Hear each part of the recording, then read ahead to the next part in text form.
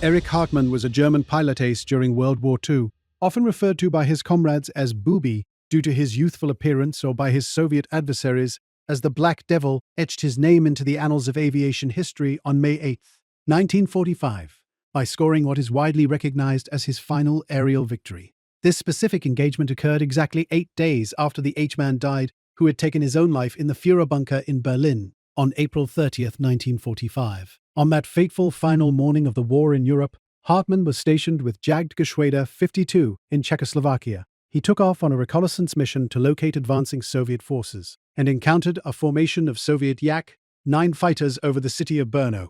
According to historical records and Hartmann's own accounts, this final combat victory took place at approximately 8:30 a.m. local time. While Hartmaan was observing the ground, he spotted the Soviet aircraft performing aerobatics for the troops below, celebrating a victory they knew was imminent.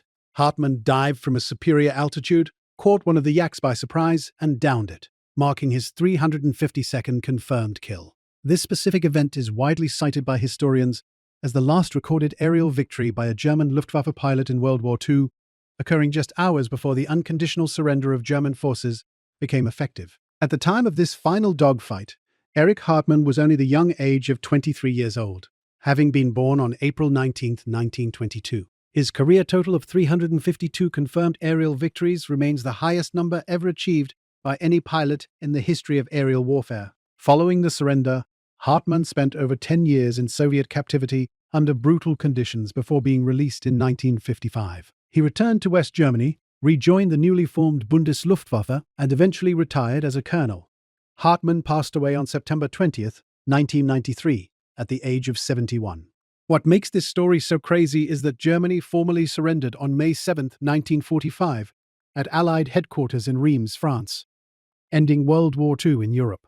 So, technically, Hartmaan shot down a Soviet plane the next day after World War II ended. However, a second signing took place on May 8, 1945, in Berlin at the insistence of the Soviet Union, which is celebrated as Victory in Europe, WWII Day. Erich Hartmaan is widely considered the most successful fighter ace in all of history, even up to modern times in 2006. No one has beat him, or even come close with 352 confirmed enemy aircraft shot down achieved during World War II. His record, accomplished in 1,404 missions without ever being shot down by enemy fire, makes a strong case for him being the top fighter pilot, though debate exists due to the high volume of claims on the Eastern Front. After scoring his final victory against a Soviet Yak-9 over Brno on the morning of May 8, 1945, Erich Hartmaan returned to the airfield at Havlíčkův Brod. He landed his Messerschmitt Bf 109 G14 for the final time at approximately 9 a.m., effectively ending his combat career and the operational history of his unit. Upon landing, the atmosphere was one of grim finality rather than triumph. Hartmaan and his personnel from Jagdgeschwader 52 were faced with the immediate reality of the German unconditional surrender.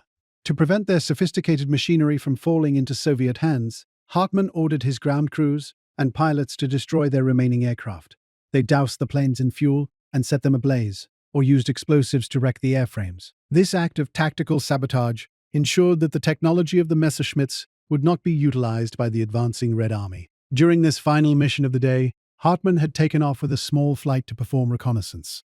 Records indicate that he was accompanied by his wingman and a small group of other pilots. In total, approximately 6 German pilots landed their planes safely alongside Hartmaan after that final sortie. These men remained with him as the unit began a desperate trek westward to surrender to American forces rather than face the Soviets. Despite reaching the American lines, Hartmaan and his survivors were eventually handed back to the Soviet Union as part of the Yalta Agreement. The transition from the cockpit to captivity began that afternoon, marking the end of the most decorated aerial career in history. The burning wrecks on the airfield served as a funeral pyre for the Luftwaffe, symbolizing the total collapse of the Third Reich's air power.